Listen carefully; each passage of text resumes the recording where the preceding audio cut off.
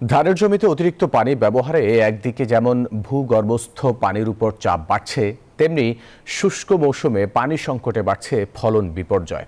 কৃষি বিভাগের পক্ষ থেকে পানি ব্যবহারের বৈজ্ঞানিক পরামর্শ দেয়া হয় না বলে অভিযোগ কৃষক ও নলকূপ অপারেটরদের। বিশেষজ্ঞরা বলছেন, অতিরিক্ত পানি ব্যবহারে উৎপাদন না বেড়ে পরিবেশের বিপর্যয় ঘটে।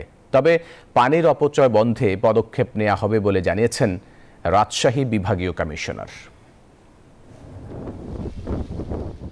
বাংলাদেশ ধান গবেষণা ইনস্টিটিউটের তথ্য অনুযায়ী কৃষক ১ কেজি ধান উৎপাদনে ১৬০০ লিটার থেকে ২০০০ লিটার পানি ব্যবহার করে থাকেন।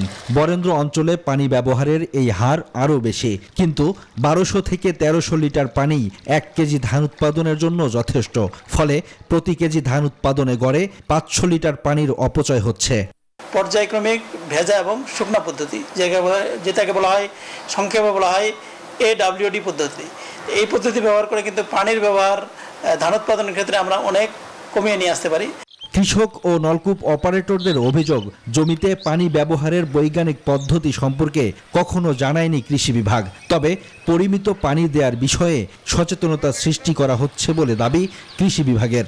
কৃষি অফিসাররা আসে না, আমরা নিজে মাপ করে দিই এতগুলো পানি লাগবে। খরা থাকলে প্রায় ধরুন আপনার 2 থেকে 3 দিন পর পানি দেওয়া লাগে। একটা প্রকল্প চলতেছে, পার্টনার প্রকল্প, এবং সেই প্রকল্পের আওতায় আমাদের অল্টারনেট ওয়েটিং অ্যান্ড ড্রাইং এই কার্যক্রম আমাদের চলমান আছে। কৃষি বিশেষজ্ঞরা বলছেন, অতিরিক্ত পানি ব্যবহারে উৎপাদন বাড়ে না, বরং পরিবেশের বিপর্যয় ঘটছে। অতিরিক্ত পরিমাণ পানি ব্যবহার এবং কম পরিমাণ পানি ব্যবহার করে একই ফলন পাওয়া যায়। সেক্ষেত্রে আমার মনে হয় ফার্মাররা এই বিষয়টা উপলব্ধি করতে পারবে। প্রাকৃতিক যে জলাধারগুলো এবং নদী ব্যবস্থাপনা, খাল খনন, এই সব কিছুই একটা হোলিস্টিক অ্যাপ্রোচে নিয়ে আসা প্রয়োজন। এদিকে দ্রুত পানির অপচয় বন্ধে সমন্বিত পদক্ষেপ নেওয়া হবে বলে জানিয়েছেন রাজশাহী বিভাগীয় কমিশনার। আমরা সবার সাথে বসে কাজটা করে ফেলতে চাই, যাতে এই মৌসুমে যাতে আমি যতটুকু নষ্ট হয়েছে সেটা আর যাতে নষ্ট করতে না দিই।